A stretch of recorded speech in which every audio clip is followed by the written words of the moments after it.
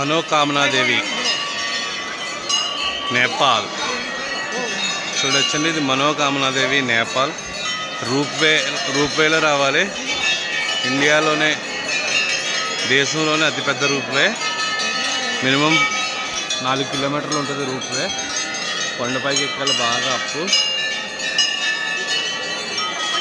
చూడండి మంది మనోకామనా దేవి.